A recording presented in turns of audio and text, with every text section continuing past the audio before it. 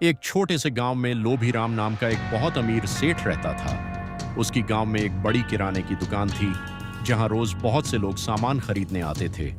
लेकिन सेठ लोभी राम की एक आदत थी जो पूरे गांव में मशहूर थी। वह बहुत ही कंजूस आदमी था। लोग कहते थे कि अगर लोभीराम के घर से एक पैसा भी खर्च हो जाए तो उसे रात भर नींद नहीं आती। उसकी दुकान पर 4 नौकर काम करते थे, रतिया, कालू, मोहन और गंगू। ये चारों सुबह से शाम तक दुकान में खड़ी मेहनत करते थे। लेकिन इतना काम करने के बावजूद भी सेठ उन्हें अच्छा खाना नहीं देता था। दोपहर के समय जब खाने का समय आता तो उन्हें बस सूखी रोटी और थोड़ा सा नमक ही मिलता था। एक दिन दोपहर में चारों नौकर दुकान के पीछे बैठकर खाना खा रहे थे। रथिया ने अपनी सूखी रोटी को देखते हुए दुखी होकर कहा, हम दिन भर इतनी मेहनत करते हैं और खाने को बस यही मिलता है। क्यों न हम अपने सेठ को थोड़ा सबक सिखाएं। यह सुनते ही सबकी आंखों में चमक आ गई।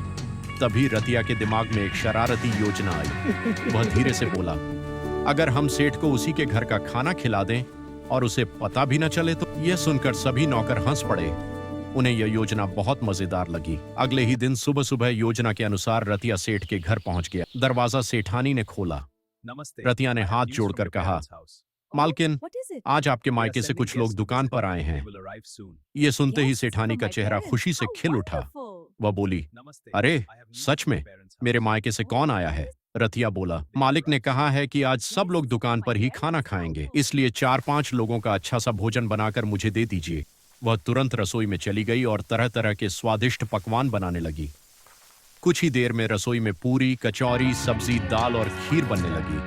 पूरे घर में स्वादिष्ट खाने की खुशबू फैल गई। रतिया एक कोने में बैठा यह सब देख रहा था और मन ही मन मुस्कुरा रहा था। करीब 1 घंटे बाद सारा खाना तैयार हो गया। सेठानी ने बड़े प्यार से सारे पकवान डिब्बों में भर दिए और रतिया को दे दिए। रतिया तुरंत खाना लेकर दुकान की ओर चल पड़ा।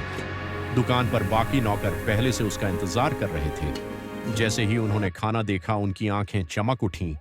लेकिन तभी अचानक दुकान का दरवाजा खुला और सेठ लोभीराम अंदर आ गया। सब नौकर तुरंत काम में लग गए जैसे कुछ हुआ ही नहीं। थोड़ी देर बाद जब दोपहर का समय हुआ तो सेठ ने पूछा, अरे आज घर से खाना क्यों नहीं आया? तभी कालू ने तुरंत जवाब दिया, मालिक, आज मेरी शादी की सालगिरह है, इसलिए मैं आज सबके लिए अपने घर से खाना बनवा कर लाया हूं। खुशबू सूंघकर सेठ बोला, अरे भैया जल्दी करो, बहुत जोर की भूख लगी है। फिर क्या था, सेठ लोभीराम बड़े मजे से खाने लगा। वह पूरी, कचौरी, सब्जी और खीर बड़े स्वाद से खा रहा था। नौकर एक दूसरे की ओर देखकर चुपचाप मुस्कुरा रहे थे। खाना खत्म करने के बाद सेठ ने लंबी डकार ली और बोला, वाह, बहुत स्वादिष्ट खाना था, भगवान तुम्हारी जोड़ी सलामत रखे। नौकर मुस्कुराकर बोले, सब आपका ही आशीर्वाद है मालिक। शाम को जब सेठ घर पहुंचा तो उसकी पत्नी ने उत्सुकता से पूछा, अजी, मेरे मायके से कौन कौन आया था? आप उन्हें घर क्यों नहीं लाए? यह सुनते ही सेठ चौंक गया। वह बोला, कौन मायके वाले? पत्नी बोली, अरे वही जिनके लिए आपने इतने सारे पकवान मंगवाए थे। अब सेठ को सारी बात समझ में आ गई। जिस स्वादिष्ट खाने को वह इतने मजे से खा रहा था वह तो उसी के घर का खाना था। सेठ ने अपना सिर पकड़ लिया और बोला, हाय राम, इन नौकरों ने तो मुझे ही बेवकूफ बना दिया। पत्नी हंसते हुए बोली, अजी, आप इतने कंजूस हैं, इसलिए उन्होंने आपको सबक सिखाया है। उस दिन के बाद सेठ लोभीराम को अपनी गलती समझ में आ गई। उसने अपने नौकरों के साथ अच्छा व्यवहार करना शुरू कर दिया और उन्हें अच्छा खाना भी देना। और इस तरह कंजूस सेठ लोभीराम को आखिरकार अपनी कंजूसी का सबक मिल ही गया। सीख, हमें कभी भी जरूरत से ज्यादा कंजूसी नहीं करनी चाहिए और जो लोग हमारे साथ मेहनत करते हैं उनका सम्मान करना चाहिए।